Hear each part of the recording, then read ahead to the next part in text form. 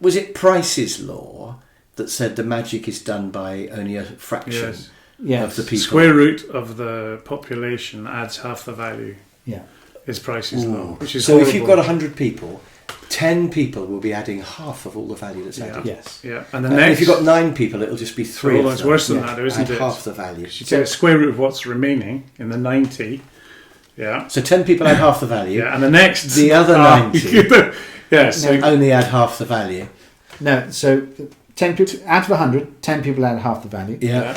The square root of the remaining 90 add half what's remaining. Yeah. Oh, really? Yeah. So that's a quarter of the value. So let's say another 10, roughly, yeah, are adding a quarter. So and the other 80 only add a quarter. Well, this is the 80-20 rule. Yes, it is. So okay. Pareto's law comes from a population of 100 Price's law. on Price's law. Yeah. So I bet if you've got, let's say, 50 people, you could name 7 of them who are the magic doers out of the 50. Yeah. And also it works the opposite way around. You can name the 7 who are probably destroying the most value. Yes. The ones who made the biggest cock-ups. The one who upset the customer. But getting rid of them is really hard unless you've got a system that makes them just leave. But here's the great thing about small teams. If I take the square root of 100, you get 10. I get 10. 10%. If I take the square root of 1, I get 1. Yes. So if you're on your own, you're doing all the magic. Exactly. Which you have to be. Exactly. So the larger the team, the smaller the percentage of people add half the value. Yeah. The larger the team, the more passengers. The more passengers, yes. Now, there's by definition something called Ringelmann effect.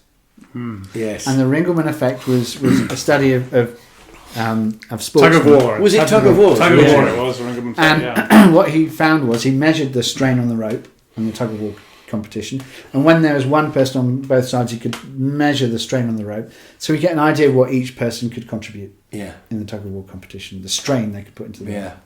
And then there was 2 people and 3 people, and he measured the rope every time. And when he got to 8 people, I think it was 7 or 8 people, people, he'd lost a whole person. Okay. Really, lost a whole person. Yeah, somehow. There was one person doing absolutely nothing, or everybody was just doing. Everyone's doing 90% of what they could get away with.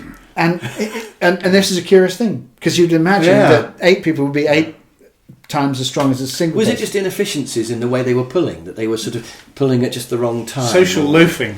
Or was it just people thinking, well, if we lose, it's not going to be my fault, or they can't prove it's my fault? But there's probably 100 reasons it could have been. Yeah. But it was consistent. That's a great experiment, because it's such a simple idea, isn't it? Yeah.